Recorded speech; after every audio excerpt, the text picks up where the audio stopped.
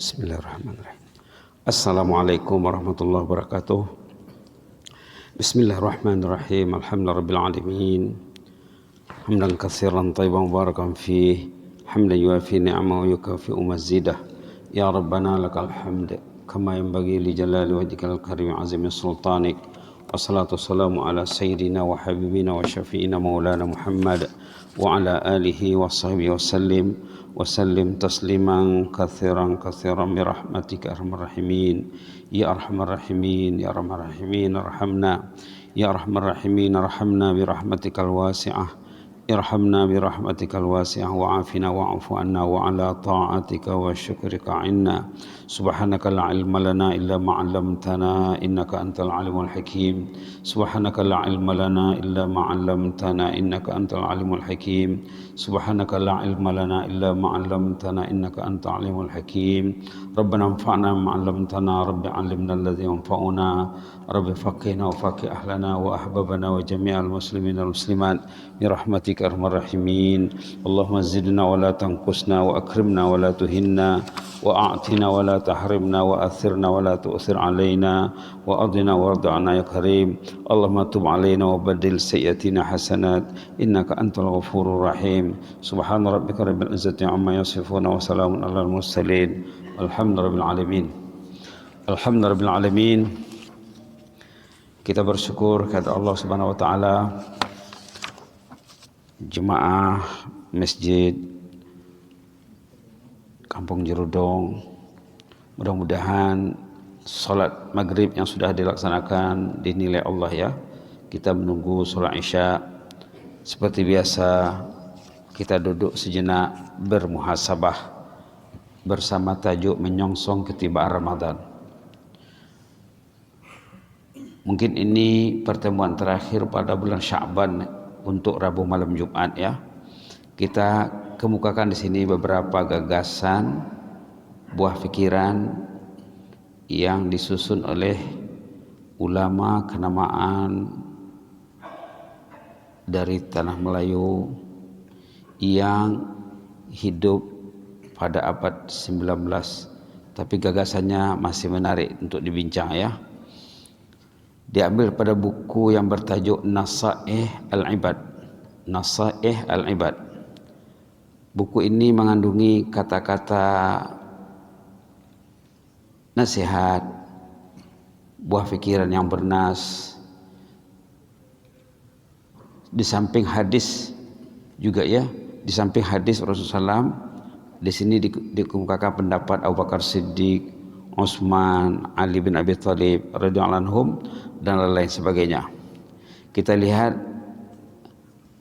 yang dikemukakan di sini tentang gagasan Abu Bakar Siddiq radhiyallahu anhu. Pada zahirnya kata-kata ini tentang masuk kubur. Masuk kubur ya. Apa dicakap di sini? Siapa yang masuk kubur tanpa bekalan, statusnya bagaikan orang yang masuk laut, pergi ke laut ya, tanpa perahu, tanpa kapal. Semua kita akan masuk kubur. Semua kita akan masuk kubur, menunggu saat saja. Jadi kata Abu Bakar Siddiq radhiyallahu anhu, kita perlu bekalan. Kita perlu bekalan. Dalam Quran disebut ya, wa tazawwadu fa inna khairaz zadi taqwa. Surah Al-Baqarah ayat 197 halaman 31 ya. Wa tazawwadu fa inna khairaz zadi taqwa. Ambillah bekalan, bekalan yang paling baik adalah takwa. Jadi dapat dikaitkan kata-kata Abu Bakar Siddiq di sini, kata-kata Abu Bakar Siddiq radhiyallahu anhu dapat dikaitkan dengan ayat Quran. Dapat juga dikaitkan dengan ayat siam, ayat puasa. Dalam ayat 183 muka surat 27 suratul Baqarah, kita selalu dengar ayat ini asal ada perbincangan tentang puasa, tentang siam, ayat ini akan disorot. Firman Allah, a'udzubillahi minasyaitonir rajim. Bismillahirrahmanirrahim. Ya ayyuhalladzina amanu kutiba alaikumus syiyam كتب عليكم الصيام كما كتب على الذين من قبلكم لعلكم تتقون la'allakum tattaqun. Wahai orang-orang beriman, difardukan, diwajibkan ke atas kamu ibadat siam puasa seperti umat-umat terdahulu juga, agar kamu bertakwa. Jadi tujuannya takwa juga ya, sama dengan ayat 197 tadi. Seterusnya gagasan Utsman bin Affan.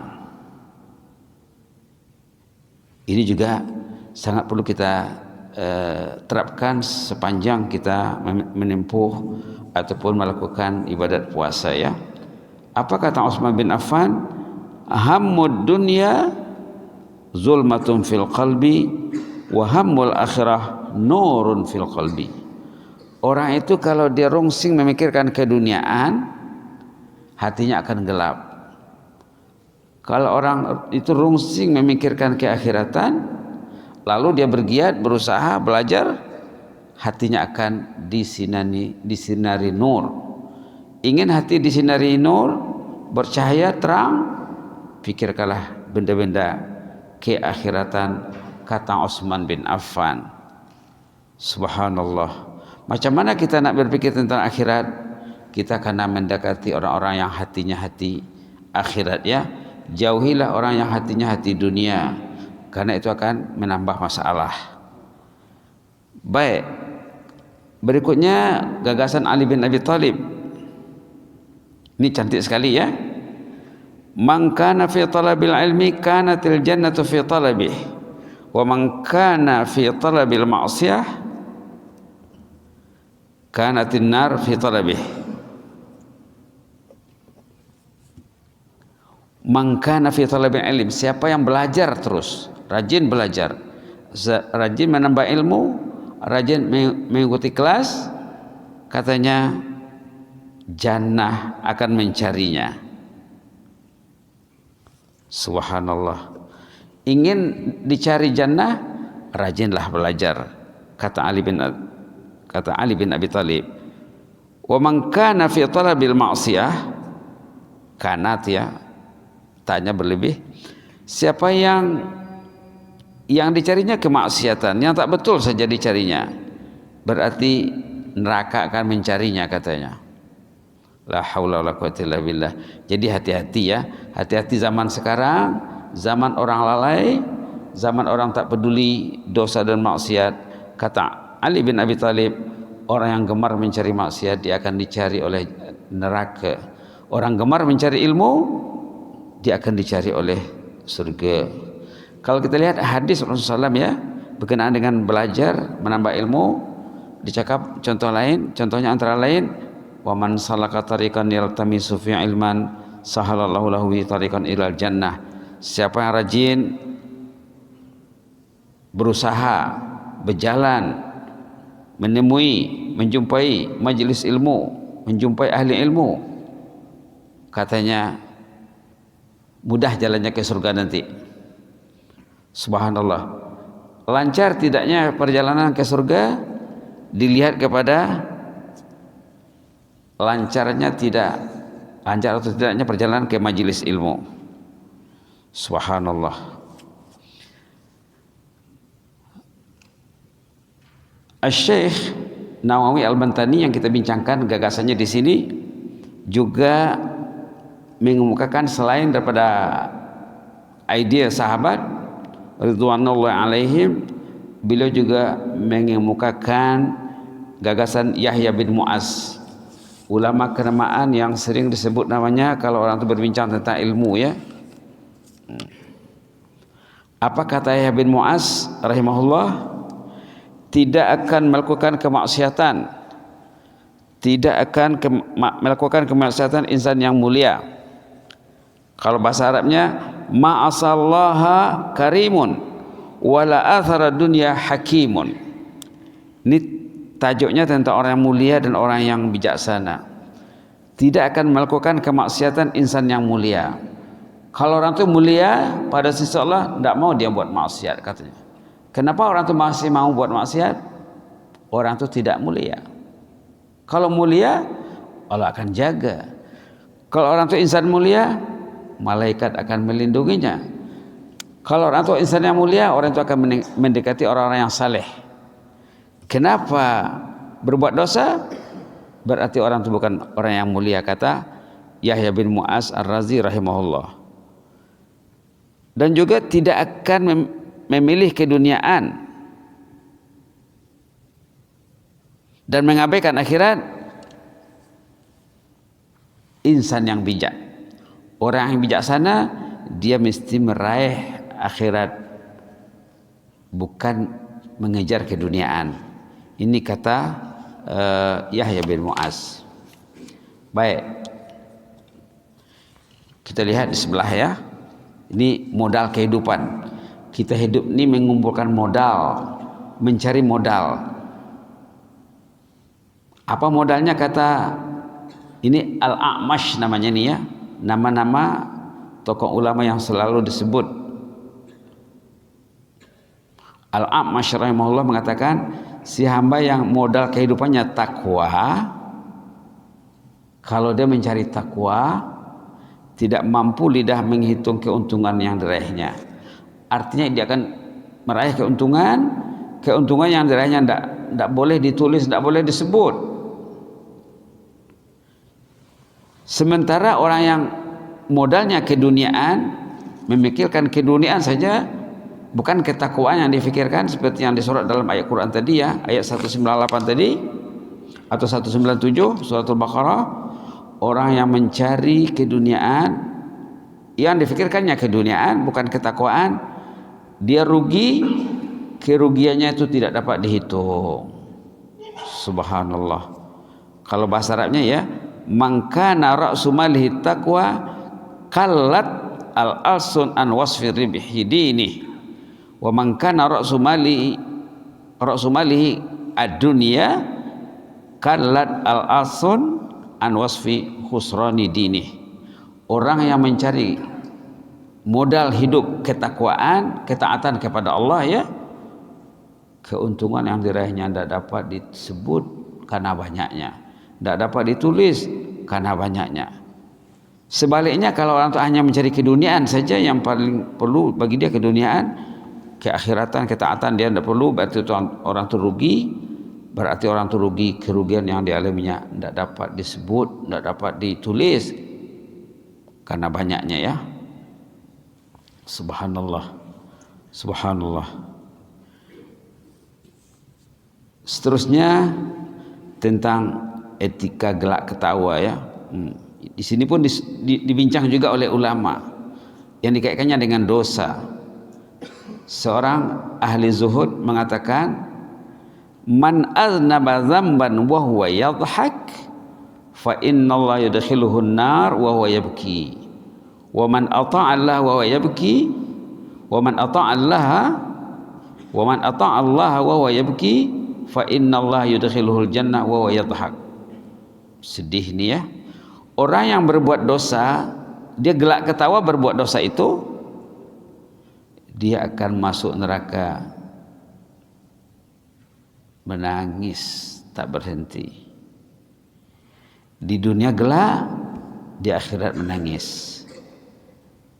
Sebaliknya orang yang berbuat taat, kalau dia menangis, menangis dalam berbuat taat ini sangat digalakkan ya. Orang itu kalau dia menangis di dunia dalam salat, dalam berdoa, dalam bermunajat, dalam bertilawah, dalam berzikir, kalau dia menangis katanya, nanti dia akan masuk surga dengan gelak ketawa. Menangis di dunia, gelak di sana nanti, gelak di dunia, menangis di akhirat. Subhanallah.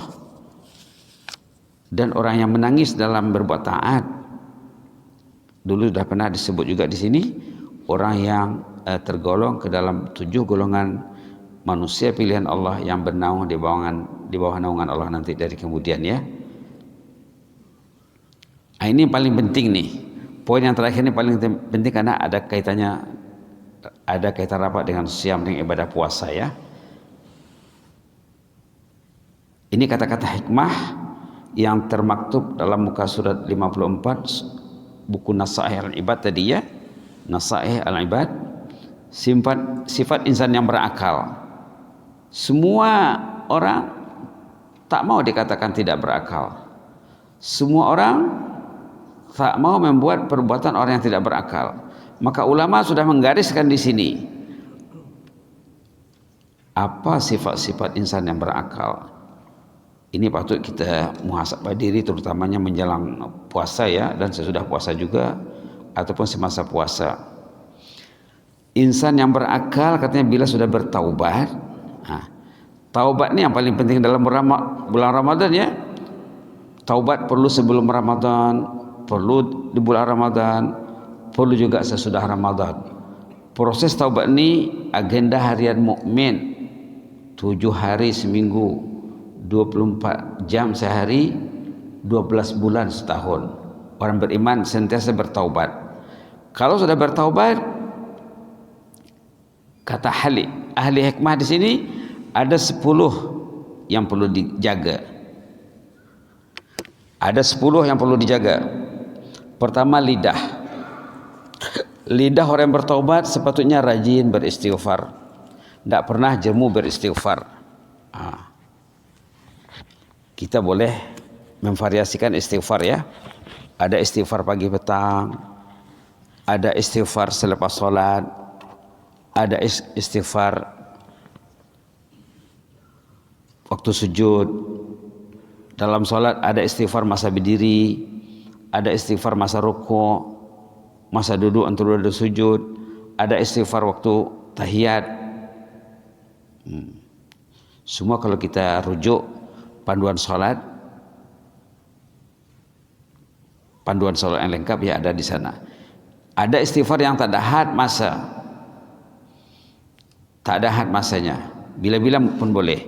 Ada istighfar dari dalam hadis, ada istighfar dari Quran, ada juga istighfar yang mengambil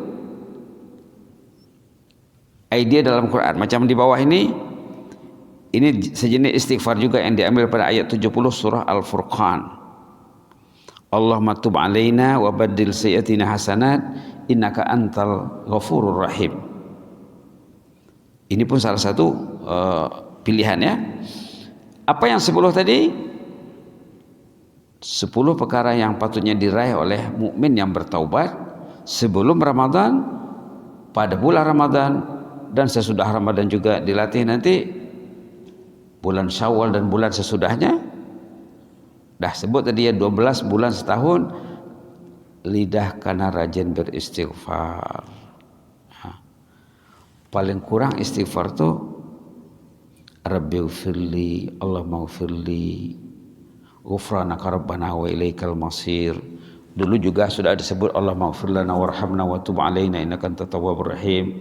2 minggu lepas juga sudah disorot sini istighfar Adam dan Hawa. Rabbana zalamna anfusana wa illam taghfir lana wa tarhamna lanakunanna minal khasirin. Rabbana zalamna anfusana wa illam taghfir lana wa tarhamna lanakunanna minal khasirin. Istighfar Nabi Yunus, la ilaha illa anta subhanaka inni kuntu minaz zalimin. La ilaha illa anta subhanaka inni kuntu minaz zalimin. Istighfar yang selalu juga disebut di penghujung surah Al-Baqarah, ghufranaka rabbana wa ilaikal masir, sami'na wa ata'na ghufranaka rabbana wa ilaikal masir. Istighfar itu karena dibuat bervariasi ya, supaya kita tetap bersemangat.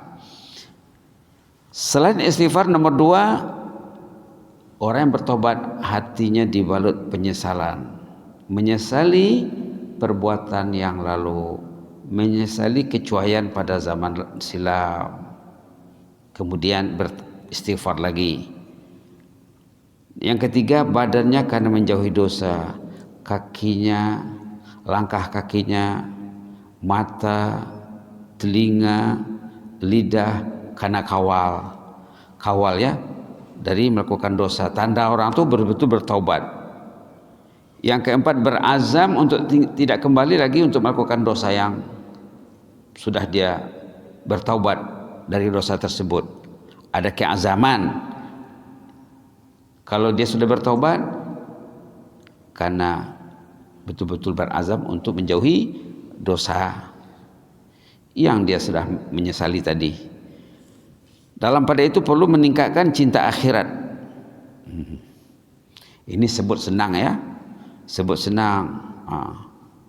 Kita dah sering sebut di sini, macam mana orang tu nak cinta akhirat? Dia kena baca Quran.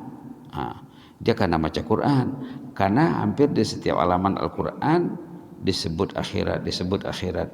Kalau Quran tidak dipegang, berarti tak akan berubah cinta akhiratnya. Maka di nomor 6 disebut di sini menjauhi keduniaan.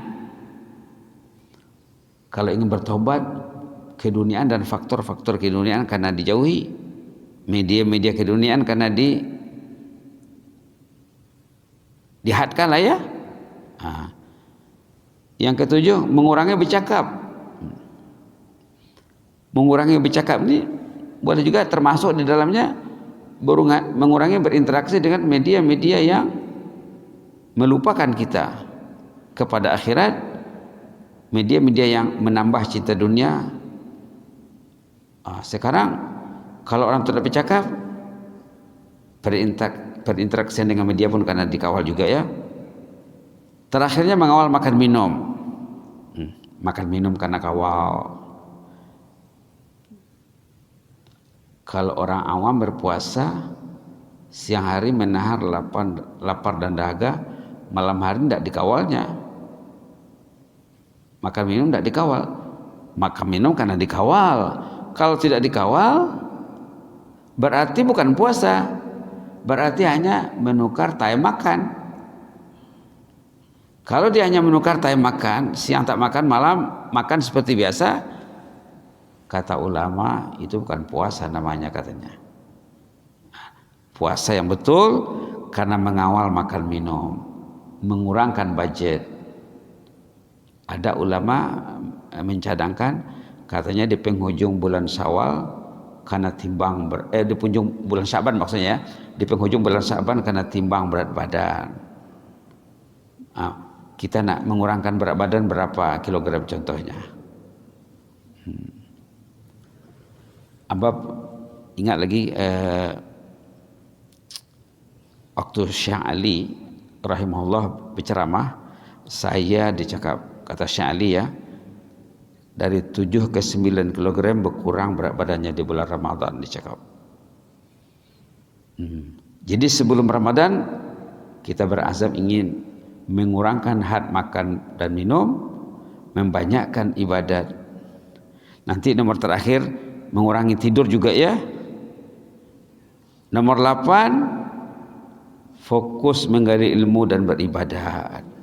Tanda orang itu betul-betul taubat, dia ingin menambah ilmu, dia ingin menambah ilmu, ingin menambah ilmu. Tadi dah cakap di sebelah, orang yang rajin menggali ilmu, surga akan mencarinya, surga menghendakinya.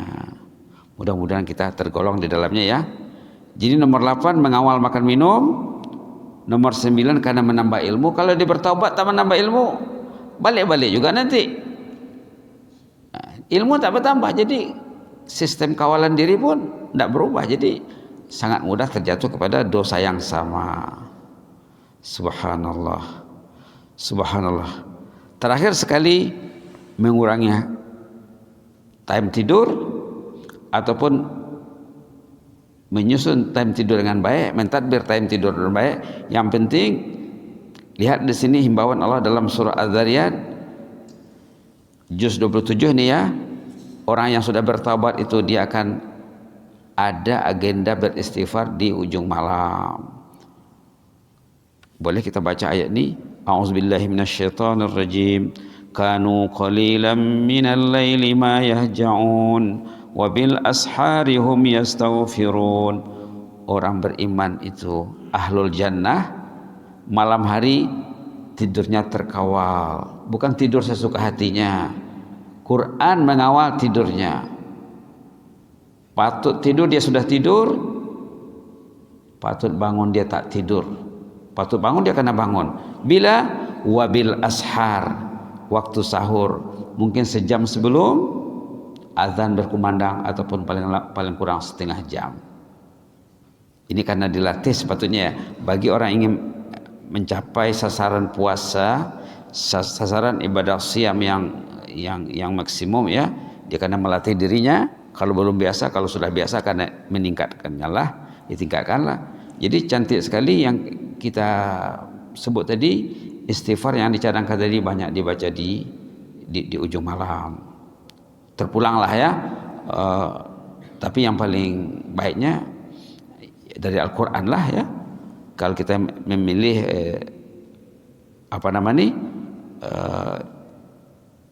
jenis-jenis istighfar, sepatutnya kita ambil daripada Al-Quran yang selalu kita baca.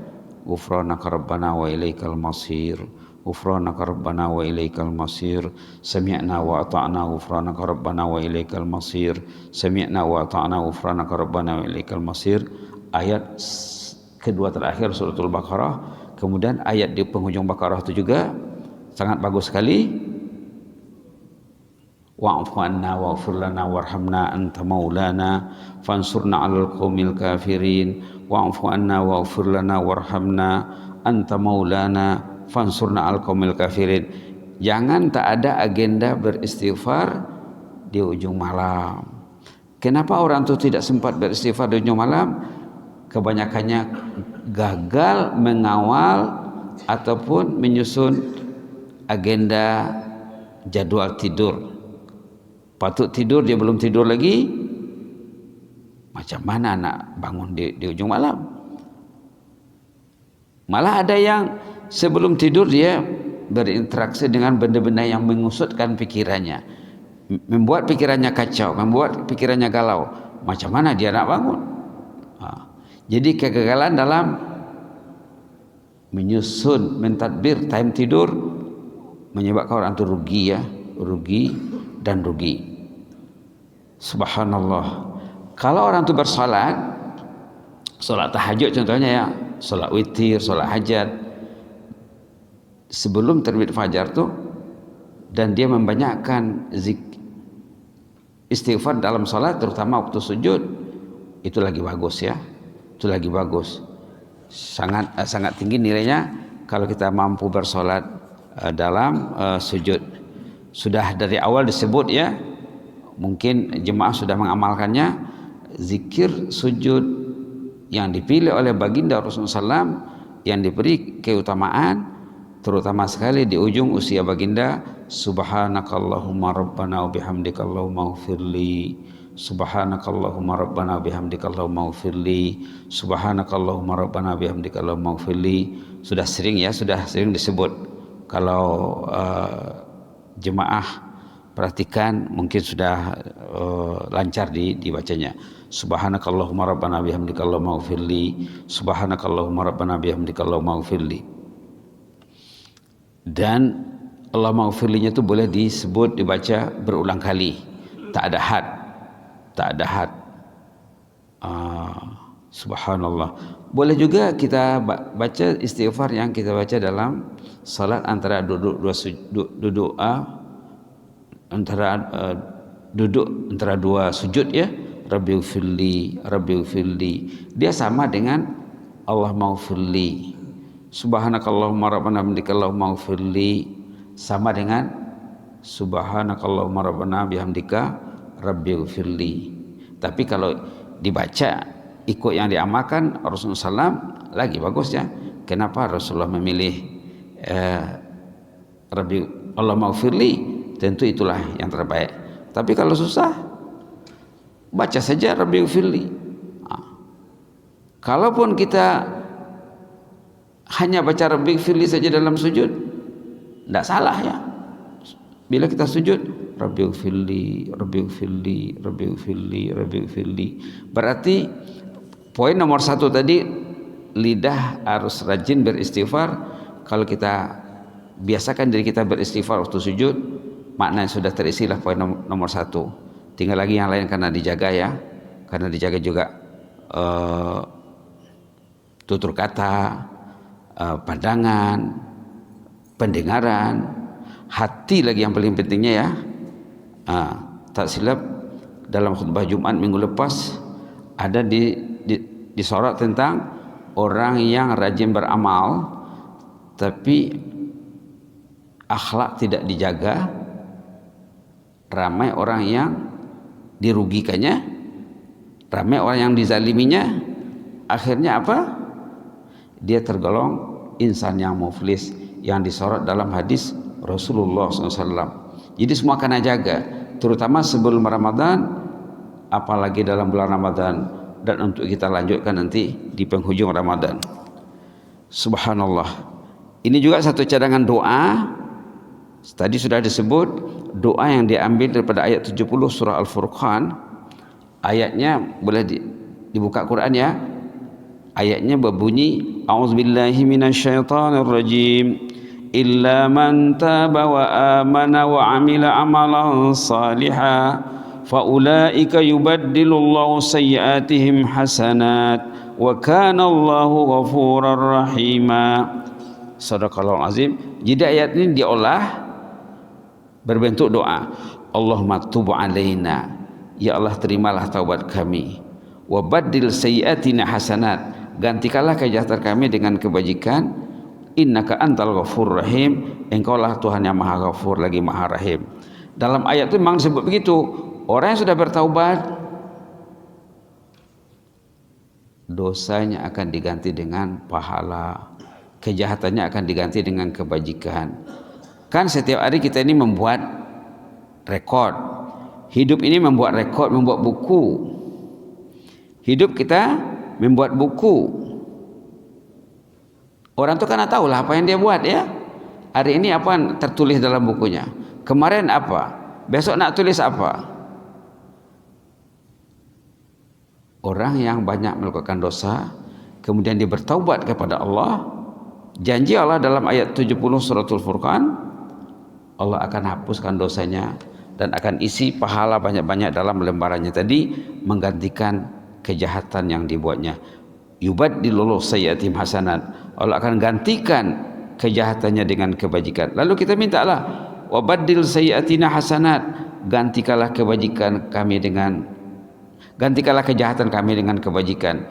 Ini secara tidak langsung meminta keampunan, sama juga dengan istighfar ya, sama juga dengan istighfar. Allahumma tub alaina wa baddil sayyiatina hasanat innaka antal ghafurur rahim. Yang baik lagi, yang paling baik dibaca ayat itu, ayat 70 suratul Furqan, illa man taba wa amana wa amila amalan salihan faulaika yubaddilullahu sayyiatihim hasanat wa kana Allahu ghafurar rahima.